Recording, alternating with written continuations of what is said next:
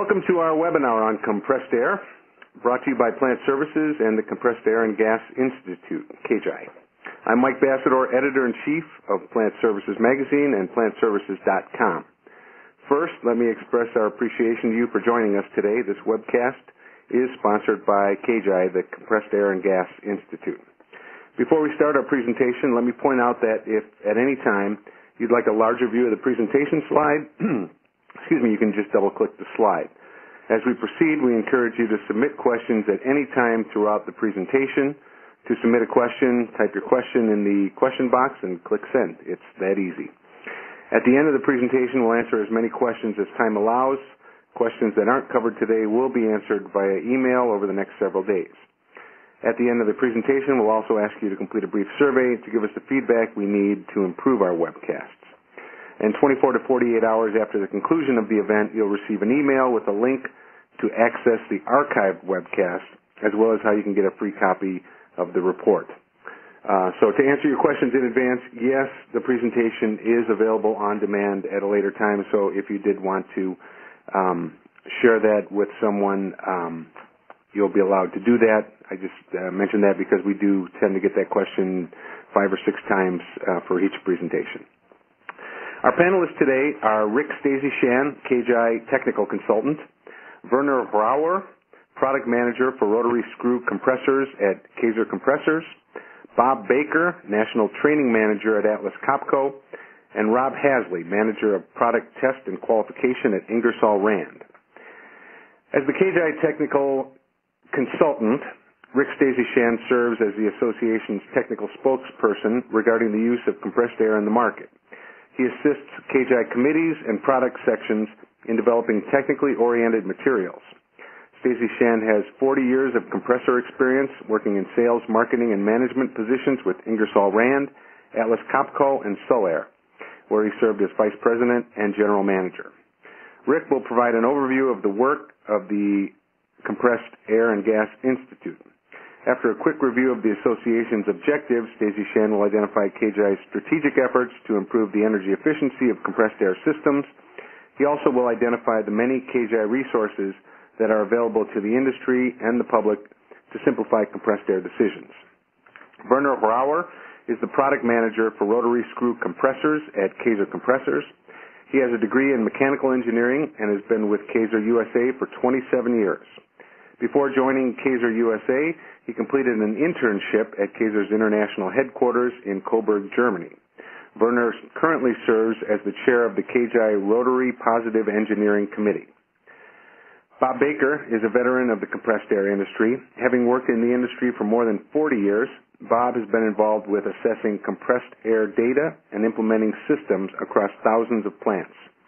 Over the past 40 years, Baker has worked in a variety of R&D, sales, and marketing roles, and currently serves as the National Training Manager for Atlas Copco's compressed air products in the United States.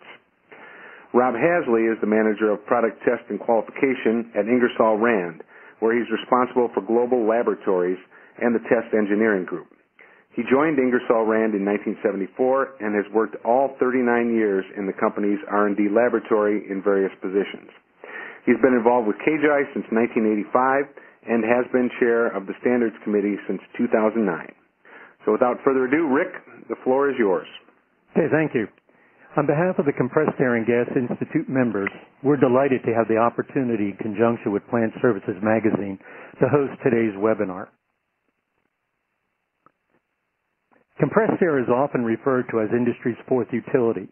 Compressed air is frequently the only means of effectively, consistently, efficiently, and safely powering certain machinery and processes. It enables users to perform critical work to manufacture, build, and process the products we use every day. The world cannot function without compressed air. The Compressed Air and Gas Institute, CAGI, is a trade association with a long history of service to manufacturers and users of compressed air. One of the nation's oldest trade associations, CAGI was formed in 1915. As it approaches its 100th anniversary, the members of CAGI are working diligently and aggressively to meet the ever-changing requirements of its served customer base.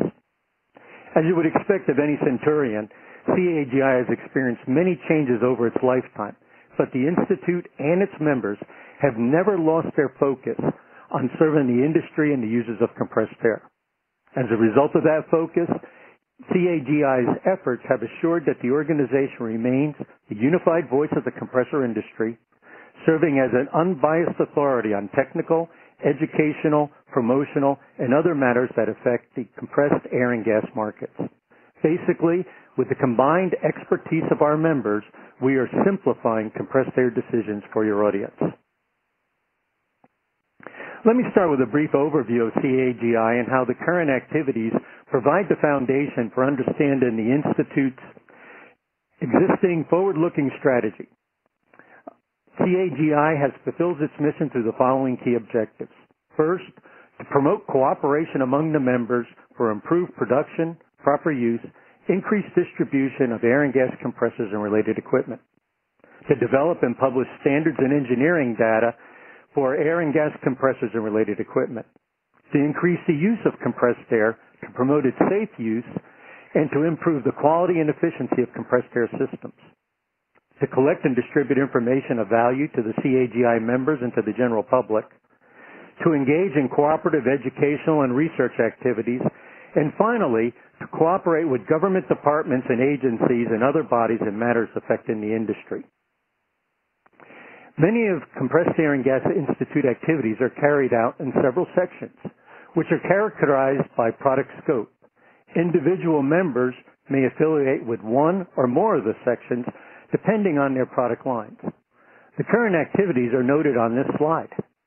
In addition, CAGI uses standing committees to carry out important work of the Institute.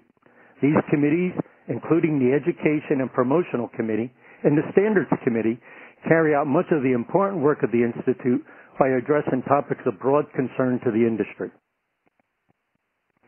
Of course, it seems like every discussion in this industry quickly reveals that energy consumption and energy efficiency of compressed air systems will be the motivating driving force of any future strategy and committee work at CAGI. The beauty of CAGI is that its members understand and embrace that efficient and safe use of compressed air. And therefore, the system assessment section is working across all the CAGI sections and standing committees to make sure of our involvement. CAGI is a founding sponsor of the Compressed Air Challenge, the CAC, and is a Department of Energy allied partner. The CAC, as your readers and our listeners are aware, is a public-private initiative fostered by the U.S. Department of Energy to serve as a resource to help industry achieve energy savings and to increase the effectiveness of the compressed air systems. The System Assessment section oversees CAGI's efforts to improve compressed air system effectiveness and efficiency and guides the Institute's cooperative activities with the DOE and the CAC. These activities include development and organization of compressed air system training programs, the production and distribution of educational materials to the benefit of compressed air users. Having attended recent meetings with this section's members, I am delighted about the developments that are underway, and I know that your listeners will embrace these concepts as the work product develops. Standards assure users of receiving equipment and components that are safe, efficient, and uniform throughout the world. The Standards Committee objective is to coordinate the development of standards in each section and then to participate in the review and the publishing process. The standards process assures that the products in the CAGI members' product portfolios, as they enter the market, that they are tested and performed to establish uniform and minimum levels for user satisfaction and protection. CAGI maintains close liaison with the other governing bodies concerning standards, including ISO and NUROP in Europe, ANSI and ASME, and the other industry groups in the United States. The Education and Promotion Committee coordinates the preparation of articles, white papers, literature, videos that provide industry and the public with information about the compressed air and gas industry and the individual section work of the Institute. These materials help to stimulate the markets for the members' products by communicating the capabilities and benefits of air and gas compressors, blowers, dryers, and pneumatic tools. Among the responsibilities of the committee are the continual review and updating of the Institute Library of Technical Literature, including the industry's reference manual, the Compressed Air and Gas Handbook. The handbook was first published in 1947 and has been updated 6 times since then. It is indeed the most comprehensive reference book available on compressed air. It is an industry and worldwide recognized resource. Many engineers refer to this document in the design of their production and process facilities. The handbook is recognized as a brand-neutral reference document, and it is housed in many consulting engineering firms, engineering schools, and design firm libraries.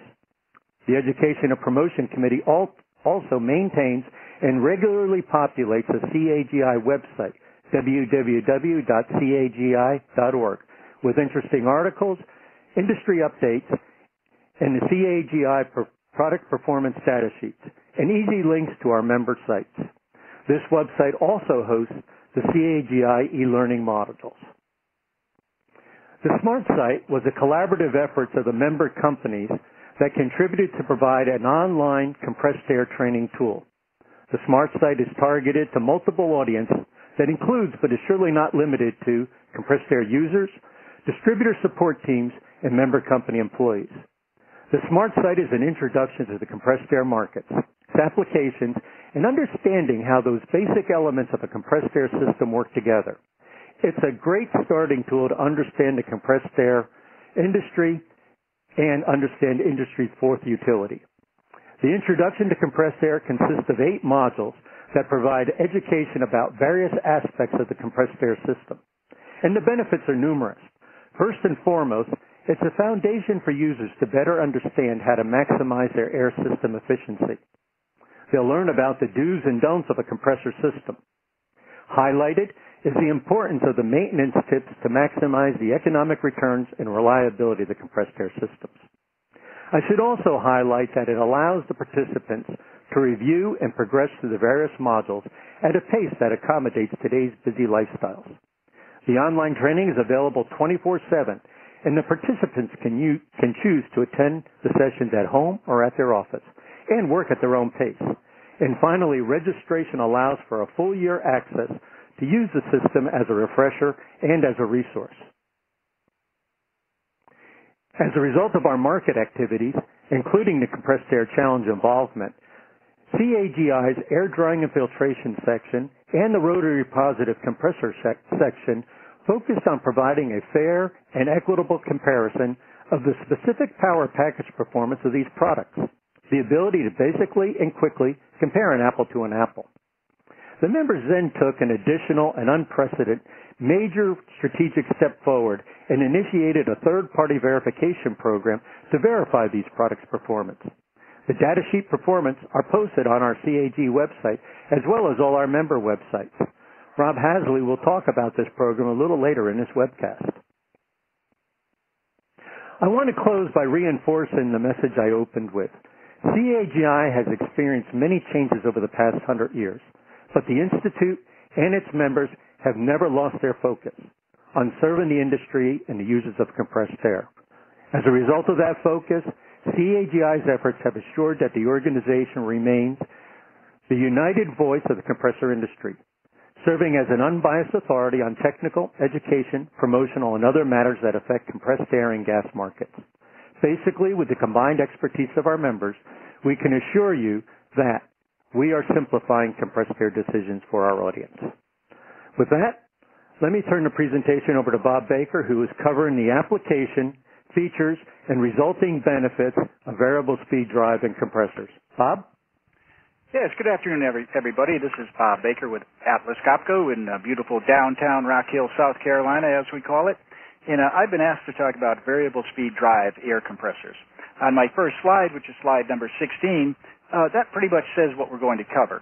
When I get into the next slide, which is our agenda, you can see that it's the VSD technology, it's the application, VSD as a trim unit, we'll cover that, operating costs, a little bit of return on the customer's investment, and we'll do a summary for you as well.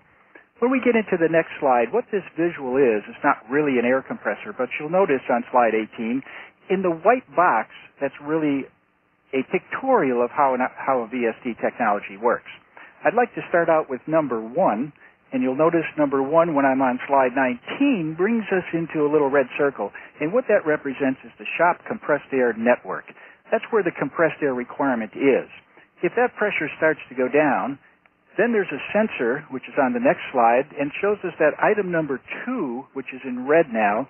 That pressure sensor will sense that low pressure, and it will send a message to number 3, which is on slide 21, bringing us into a view where that controller on the air compressor will then talk to the frequency converter, which is number 4 in the pictorial in the next slide, and that frequency converter will then say to the VSD motor it has to speed up or slow down, and that in turn, of course, is running the rotors, and that, as in the last slide on number 24, will deliver the proper amount of compressed air and deliver that back into the shop.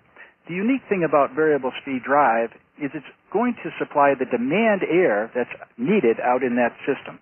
However, we have to look at some other air compressors and really how they operate. And on slide 25, we have a load, no-load profile. What we're seeing there, again, is a very short cycling profile, as we call it. I think it's best shown on the next slide, which is 26. And I usually like to use car analogies in my training. And I would like everyone to think of that top peak in that very profile that we're looking at. That would be 55 miles an hour on a highway, where we're getting very good mileage. And as we come down to the bottom of the ramp, there we would come to a stop. However, as with cars, air compressors also have an idling time. So that air compressor would be idling and sitting there. In some cases, that can be for several hours.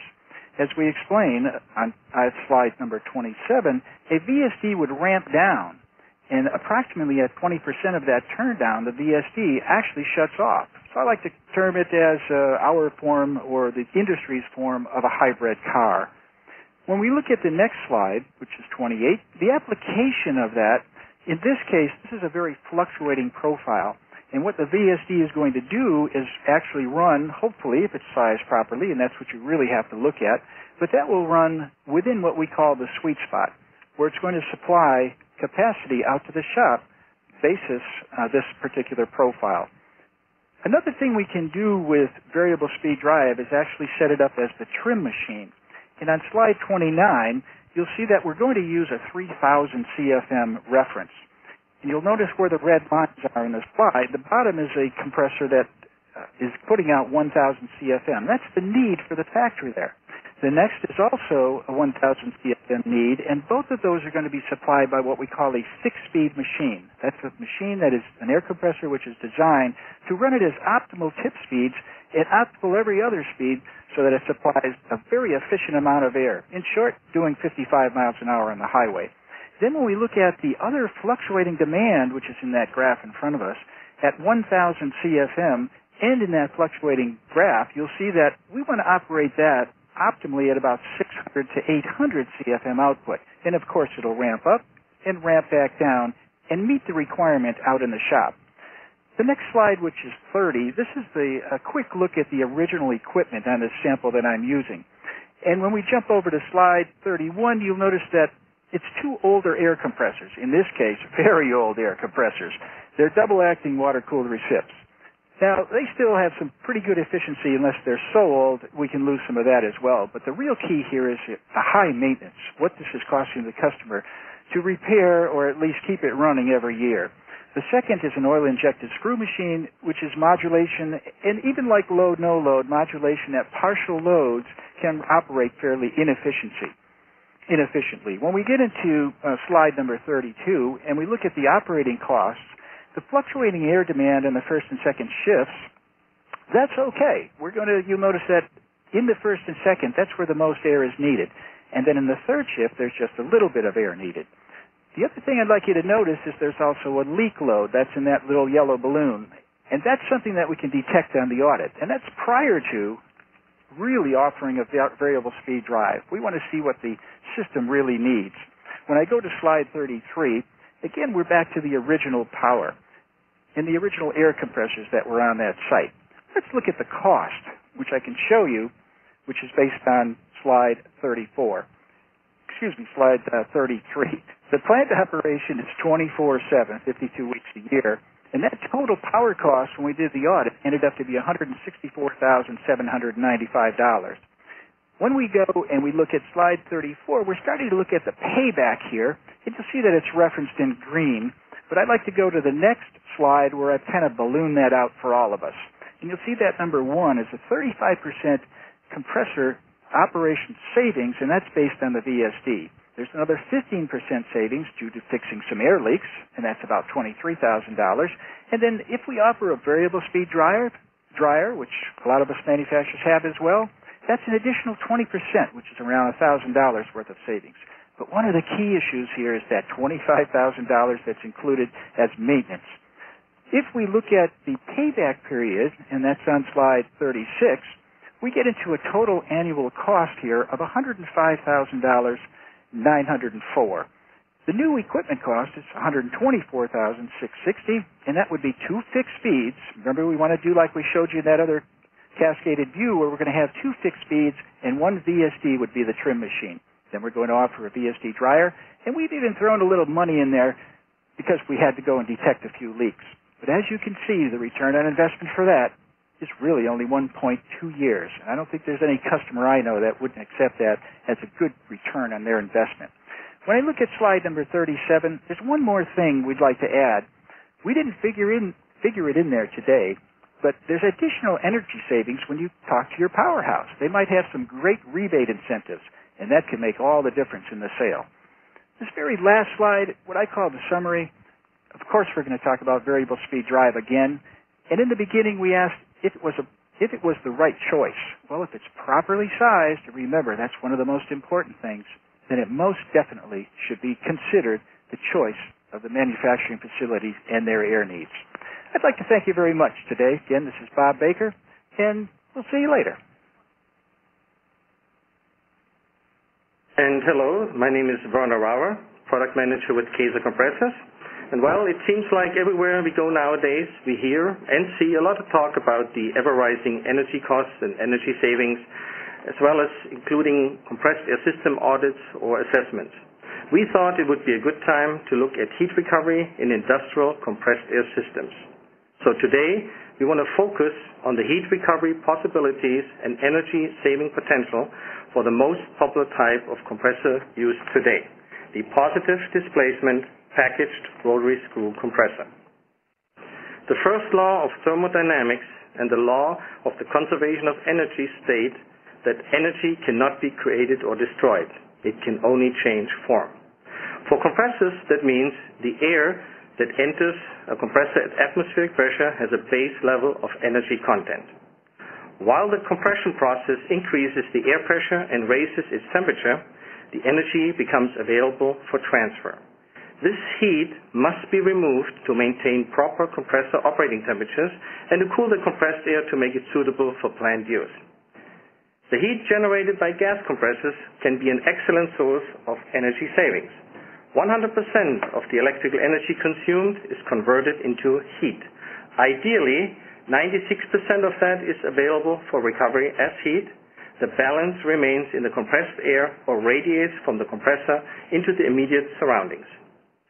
This image shows the percentage breakdown into heat for the total electrical power consumption that enters a fluid-injected rotary screw compressor. We have chosen this as an example because it's the most common compressor equipment found in manufacturing plants today. As we stated before, about 2% each are either radiated off the compressor's package or stay within the compressed air going into the pipeline. Adding up the rest, coming off the drive motor, the fluid and aftercooler, will net a total of 96% that is available. Here we show the difference between the fluid-injected and the dry-running or oil-free compressor. For both being air-cooled models, the maximum amount of heat recovery is 96% of the total electrical input power. Temperatures for the hot discharge cooling airflow range between 15 to 40 degrees above the cooling air inlet temperature. Now let's talk about some specific hot air applications. Nearly all current compressor models have cabinets that channel the airflow through the compressor package, and many designs exhaust the hot air out the top of the unit, like the one shown here. This simplifies adapting compressors for space heating by installing ducting. Space heating can be regulated easily using thermostatically controlled motorized louver flaps for venting, thereby maintaining consistent room temperature with continuous adjustments to the heating airflow. This is important to ensure the comfort of the people within working areas. This also means that when heating is not required, the hot air can be ducted outside the building to reduce cooling costs. This heat can also be used to keep the compressor room above freezing temperatures. Typical warm air uses include the heating of warehouses or storerooms, heating of production areas and workshops, drying air for paint spraying, air curtains, and the preheating of combustion air to improve efficiency. For generating hot water, several options are available. Both water-cooled versions of the fluid-injected or dry-running screw compressor can achieve pretty much the same amount of heat. However, there's a difference in the maximum water temperature that can be achieved. Dry-running compressors operate at much higher internal temperatures of about 350 degrees or higher as compared to fluid-injected compressors that run at about 200 degrees. Therefore, they can produce greater water temperatures of up to 195 degrees. But in general, very good results are achievable for both hot air and or hot water when the primary air compressor package is an air-cooled, fluid-injected design. By tapping into the hot cooling fluid circuit, hot water can be generated of 76% electric input power with maximum water temperatures up to about 160 degrees. This comparison shows where the energy comes from for producing hot water. For both water-cooled types, they're pretty much the same, except for the maximum temperatures as mentioned earlier. For the air-cooled, fluid-injected type on the left side, we show a shell and tube type heat exchanger tapping into the hot cooling fluid. Here we are looking at a real-life example of several air-cooled, fluid-injected screw compressors, all of which are equipped with an internal plate-type heat exchanger for hot water generation that taps into the thermal energy of the cooling fluid. The highlighted red frame is indicating the exhaust air duct that carries the hot cooling air outside for the heat that was not rejected by the hot water heat recovery system. The hot air is used in cold weather periods to heat up the compressor room and adjacent areas. The hot water lines, which are shown on the bottom right side in the blue frame, along with the pumps, valves, and controls, is being used to heat up dipping baths for cleaning sheet metal prior to powder coating. Too often, the heat is simply wasted into the ambient environment through the compressor cooling system. As we mentioned, nearly all this thermal energy can be recovered and put to useful work and significantly lower a facility's energy cost. Here are some of the many applications for using recovered energy from compressed air systems, like make-up air for heating, preheating boiler water, heating process fluids, heating food and beverage products. For example, chocolate only flows when it's nice and hot, so you have to keep the pipelines warm. Heat-driven chillers is one of the interesting ones in any industrial process heating. Here are two examples of heat exchangers that are being used for hot water heat recovery. The plate-type style on the left features a compact and efficient design and offers a cost-effective solution for a lot of applications. The shell and tube style shown on the right can also be ordered as a fail-safe design, whereas there is a double-wall tubing installed that allows for an intermediate fluid to separate the cooling fluid from the process fluid or water. A pressure sensor on that intermediate fluid chamber is monitoring for any possible leakages on either side and will provide an alarm signal in case of a breakthrough to allow shutdown of the system before contamination occurs. Some compressor manufacturers offer built-in heat recovery heat exchangers as options. In some cases, they're fully integrated inside the compressor cabinet and require very little on-site engineering. This simple return of investment sheet shows an example of a 100 horsepower air-cooled rotary screw compressor with a variable frequency drive. We chose this application to demonstrate that trim compressors like this will have a varying amount of electrical input based on the actual compressed air demand and therefore also a varying output of available heat for recovery. In most applications, the focus for heat recovery is typically on the baseload units that operate 100% and therefore make consistent amounts of heat available. But back to our example. This plant is using gas at a cost of $1 per therm and a boil efficiency of 82% to generate hot water. For this compressor, about 72% of the total electrical input power of about 82 kW total is being considered for an upgrade to an externally mounted heat recovery option at a cost of $2,800 for just the compressor modification. The total electrical power cost of operating the compressor is about $42,640 per year at 10 cents per kWh. As you can see, the available amount of energy savings due to the heat recovery varies with the actual load condition of the compressor, shown here at 40, 60, and 80%. This results in return of investment from 7 down to 4 months or better, based on the demand for compressed air from this compressor. For a base load compressor operating at 100% load, it looks even better. As mentioned earlier, the actual energy type and cost currently being used for generating heat is very important.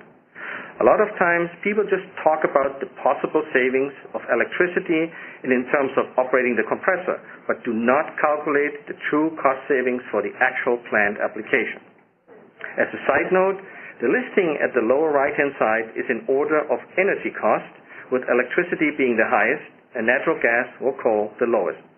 As they say, your mileage may vary, but this example is on the conservative side. Here are some of the steps as a roadmap to heat recovery. Collect the data to realize potential, for example, analysis of heat media, temperature levels, temperature differentials, volume flow rate, specific heat capacity, hours of operation, etc., etc. Step number 2 is to identify suitable uses for that heat, for space heating, process heating, water heating, drying. Step number 3, determine available heat energy. This is typically looking at the compressor parameters, looking at how much it's used, working hours per year, type, usage, and cost of heating energy. And step 4, match the heat source and heat use or storage to provide synergy. This is an analysis of local conditions, time periods of usage, and all the components that are involved, including a return of investment calculation. Last but not least, there's some additional things to consider, and not sure if we have some time, but let me just focus on the last few here. Consult the manufacturer for assistance and help. The energy savings potentials is definitely there, and they're real. Consider other compressed air system improvements while you're doing this, or at least do an audit. There are plenty resources on the internet, for example, CAGI, Compressed Air Challenge, the Department of Energy, but be aware there's also a lot of tempting promises out there on the web. And now I thank you for your time, and it's time for our next speaker, Mr. Rob Hazley with Ingersoll Rand. Thank you. Good afternoon. My name is Rob Hazley. I'm with Ingersoll Rand. I'm the chairman of the CAGI Standards Committee and Performance Verification Program. It's my pleasure to talk to you about CAGI Performance Verification Program. I will start with a brief background on the CAGI involvement in the standards world and how this program came to be. I will provide details on the program scope and how it works. And finally, I'll discuss how this program benefits both the user and the compressed air equipment manufacturers.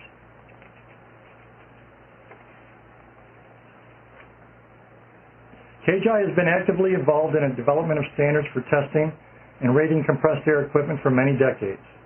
We work in conjunction with several international organizations such as ISO, ASME, ANSI, NUROP, which is basically the equivalent of CAGI in the European served area. We have maintained a global leadership role in keeping the relevant standards in pace with changing technologies and align across different regions and markets. While CAGI helped create a solid foundation of test standards and rating systems, many manufacturers continue to use alternative test methods, while others publish data with non-standard units or terminology. Listening to our customers, the CAGI members recognized the next logical step was to implement a performance verification process. CAGI member companies spent several years developing a robust process that provides third-party verification on the performance of compressors and dryers. The compressor program was launched in 2007, and the dryer program launched in 2008.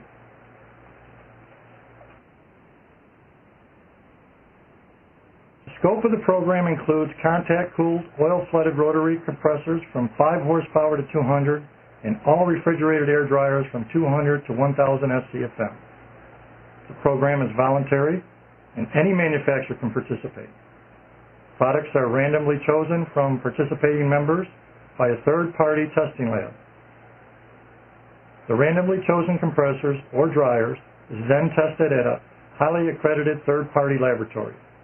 All compressors are tested in accordance with ISO 1217 NXC for fixed speed and NXE for variable speed, while all the dryers are tested to ISO 7183. The test results are compared to the manufacturer's published performance as shown on the CAGI performance data sheets. If the tested unit does not pass, the manufacturer has the option to have a second unit, which was previously chosen by the administrators tested. If this unit also fails, the manufacturer must re-rate the unit based on the test results within 30 days or be ejected from the verification program. Manufacturers are required to have 3 compressors tested, both fixed and variable speed, and 2 dryers per year. The program is ongoing with random testing occurring each year. CAGI data sheets are a standardized method of displaying all key operating parameters as tested. CAGI sheets show important data such as flow, pressure, as well as full load and unloaded power. The dryer data sheets display various parameters including flow, pressure, dew point, power, and pressure drop. All data is represented in a common form using identical units. Members who are participating in the program have published their CAGI data sheets on their respective websites. The benefit of compressor and dryer end users are obvious. Similar to miles per gallon rating on cars, end users can use trustworthy information to compare different brands. Customers are able to make purchase decisions based on factual data that is presented in a common format, the CAGI data sheets. For example, before the performance verification program, it was almost impossible to make an apples-to-apples comparison between 2 compressors or 2 dryers. There were many potential inconsistencies, different and unspecified test methods, different rating conditions, different units, etc. Having all the data represented in a common format with the same units of measured allow customers to properly evaluate various brands and make intelligent decisions. The third-party verification provides added confidence in any purchasing decisions. CAGI member companies have also benefited. The program has created a level playing field in the market, allowing all manufacturers to use common testing and rating processes. This has led to increased trust from our customers. The CAGI website contains many more details on the program, including a list of participating companies, links to their data sheets, and results of the test. Moving forward, we expect the program to expand in scope during the up and coming years. I'd like to thank you for your time today. I look forward to answering any questions at the end of this webinar.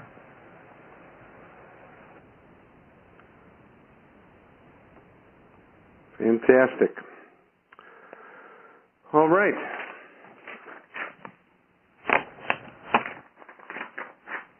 It's time to answer questions. So if you do have a question, please type it in the Ask Question box and click Submit. Rick, Werner, Bob, and Rob will now answer questions, and I will let you know as we approach the top of the hour in case you have any prior commitments or meetings that you need to make. Let's see, our first question. This, I think, is directed to Rob. Rob, performance verification program, are there plans to expand the program? Yes, there are. We are considering we're going to start in 2014 to do oil-free testing. So it would be testing in the same present scope, 5 to 200 horsepower, with oil-free technology, and that'll start in 2014. Can you explain how the tests that verify performance claims are conducted? Yes, at the third-party verification lab. So we have a program administrator. They come to the distribution centers where the compressors have already been packaged and sitting there. They select 2 units and they seal the units. Those units are then 1 unit is sent to the laboratory and tested, and then compared to the results that's on the manufacturer's website. So it's totally independent of the manufacturer. The lab goes out to the public website where all the sheets are and tests the compressor to the rated standards, and then verifies the claims against what the manufacturer has published. This question is for Werner. The questioner says, I've seen it's possible to recover more heat energy than the input power of the compressor. How is that possible? Yes, we have seen this as well. Purely physically, I think when I started one of the first slides, I said that you start out with the energy that's already in the air that's coming and being ingested by the compressor. So those let me say, theoretical calculations can become reality. For example, if you have a water-cooled compressor that is using 50-degree water, cooling water, but is ingesting 100-degree air, which is saturated with moisture, for example, down in the panhandle, and therefore you basically get the heat that is already in the air before you compress it, and you're using cold water, you can also recover that heat, and that's potential can go, I believe, theoretically up to more than 120% in a very, very extreme case, but you certainly can say that it is theoretically possibly to do 100 to 110% as being available because of that. Gotcha. Here's another one for you, Werner. Can I retrofit my several existing compressors for heat recovery? That's a very good question. You have to realize that compressors, some of them are 30 years old, so it's very difficult to answer this question. But typically where you start is, most of the time there's either an energy audit done or a compressor audit, and then while you're doing the audit, you're making a collection of all the compressor models and types, and then you're trying to find somebody, whether it's the manufacturer or a competent local distributor, in order to help you to determine, yes, I can either use here the hot oil or the hot air in order to do and accomplish my energy recovery goals. Great. Next question, can the VSD be set up to operate with my existing load, unload, no load, and modulation-controlled air compressors, or do I have to buy a special wall-mounted controller? I think, Bob, that might be directed toward you. Yes, I'm sure it is. And as I had shown in one of the slides, where we can use the VSD as a trim machine, what is recommended, again, even if it's not a machine of the same manufacturer, is you would run those machines as what we call a base load machine. In other words, as I referenced, run them at the 55 miles an hour on the highway. Mm-hmm. And as long as you set the pressures correctly, you can have the VSD still be the trim machine. Again, in the example I gave, we had 1,000 CFM was one of the machines. I'll only use 2 in this case. And if there's another 1,000 CFM required, but it's a fluctuating demand, then we would have that first machine, regardless of it being modulation or full load, no load, and we would just have that one run flat out, again, at its optimal design. So then we would have VSD at 5 settings that would either add by increasing the RPM or decreasing the RPM, and it matches the fluctuating demand that's required out there in the air system. And that's pretty much what it is. Perfect. Here's another VSD question, Bob. Within the next 3 years, we'll be expanding our production area by 60%. If the VSD can meet my present lower CFM demand now and then later supply the expanded CFM requirement, should I buy an oversized VSD today? That's one of the mistakes that a lot of our customers think about. They're saying, well, it's variable speed drive, so why can't it not operate? It says in your literature it can operate at very low RPM or low CFM output, and then it operates at very high. So what's wrong with me buying the big one now, and then when I need to expand a few years from now, I'll have that machine? Well, the issue there is if you're running variable speed drive or any oil-injected screw machine, there's an air-oil mixture. Now, I know I have a few people out there who don't understand this, but what happens is there's moisture in that air-oil mixture, and if you're running a VSD, anyone's VSD, at a very low RPM, that does not run hot enough to keep that moisture suspended. So then after, could be a short time, it depends on the humidity, obviously, where you're located, but that can cause issues. So the best thing to do is really perhaps buy a fixed speed now or a VSD that meets your requirement now, and then in 3 years from now, look at it then. We don't recommend, I don't think any manufacturer recommends a very big machine running for very low requirements. And that's whether it's load, no load, modulation, and certainly in the case of VSD, just because people think they can do it. Right. Very good. Here's one who wants to know what the cost for the Smart Site training is. That's an excellent question. It's the Smart Site training cost is $199. Allows you access to the program for 1 full year. It's available 24/7. If you are a distributor of one of the CAGI members, please contact them because there are discounts available for our members and our members' distributors. So, and then, can you explain a little bit about that, Rick? Who would benefit from the completing the Smart Site modules? Yeah, another excellent question. An engineering student that wants to learn more about how compressed airs interface in a factory or an operation as the fourth utility. Plant managers or a facility maintenance manager who wants to understand a little bit more about that critical function within his plant. Clearly, distributor personnel, be they inside salespeople, a new field salesman, a service manager, a parts manager within a distributor, and then our member company's new employees. It gives them an excellent overview in an education program that was developed by all the CAGI members, so then they can focus their internal attention on the products that they have in-house. Great.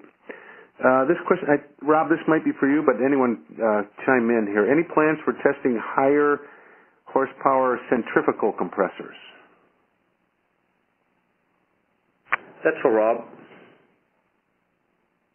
The centrifugal testing, the centrifugal group section of CAGI has been working with putting together their CAGI data sheets, and there's plans underway. We're working with World with ISO, so we have a simplified test method for doing high pressure or for doing high horsepower centrifugal compressors. One of the issues we have though is with when we do the larger centrifugal compressors is the amount of space it takes and the amount of equipment it does to move very large centrifugal compressors in, and typically they're a higher voltage, 4160 or higher. So as we expand the program, we have to look at the laboratory cost for getting the units tested, and then the laboratory facility changes that are needed to do the centrifugal testing. But they have the centrifugal section of CAGI has been discussing that for over a year, and like I said, work is underway with ISO for an annex or inclusion of ISO 5389, which is the turbo compressor standard, to have an annex that for simplified testing of a centrifugal compressor, unlike today's conditions, which would use normally we'd use a ASME PTC 10 or a ISO 5389, which is a much complicated test that takes many days to run those tests. So I hope that answers the question. Sure. Yep, absolutely. Here's since I got you, Rob, here's a couple more for you. How can or who can participate in the certification program? The certification program is open to any manufacturer. Any manufacturer of dryers or compressors can be part of the CAGI performance verification program. They would have to sign the standard contract with the third-party laboratory, and then it would also require them to post CAGI data sheets out on the CAGI sheets out there, so that when the units are selected by the third-party laboratory, they have data to compare it to. The unique thing about this program is The sheets are out there on the website 365 days a year, and it's public knowledge. The lab just grabs a unit once they randomly select these units, and then they take them away, and then they're tested, and they pull that information off the data off the website. So whatever's out there is posted. That's what they're testing against. Right. Okay. So I think you've answered the following question, the next question then, which was how can someone find the data sheets from participants, which they're on the website, correct? They're on They're on the CAGI website, and they're also on the individual manufacturers' websites. There's links. There's direct links to make sure that these sheets are very easily accessible and can be taken down, can be gotten from the websites on all manufacturers and also from CAGI. Great. Here's a question about safety. Werner, how do you make sure the compressor fluid doesn't get into processed water, say for food and beverage applications? Yeah, that's an excellent question, of course, because that's a major concern for any kind of possible contamination to just eliminate, even though it's just sometimes theoretical. But I believe I did mention on the slide with the two heat exchangers that there is on the shelling tube is an easy way to do it, where they put a double-wall tube that has an inert fluid in between. So if you have a leakage from either the water side or the process or the oil side, you would increase the pressure in this sealed chamber with this safe fluid, and as soon as you see that pressure rise in the chamber, you would shut down the process and therefore avoid any possible contamination, because all you did is you leaked one fluid into the safety fluid, but you did not cross over into your process fluid. So that is one way to do it. There's also the plate type heat exchangers are also available where it would simply leak to the outside, so that there's multiple possibilities to avoid that scenario. Gotcha. And then what about for return on investment? This question, how big does my system need to be for heat recovery in order to obtain a good ROI? There certainly are some considerations on that. I mean, typically we are not even talking, or people are not even thinking about doing anything like that when you have 25 horsepower and below. But there is a lot of companies, as I mentioned earlier, once you start looking into your compressor system or any kind of energy audit, it will come up, and then you have to quickly assess about what am I having available. That's what we try to do here today, to give you a quick overview.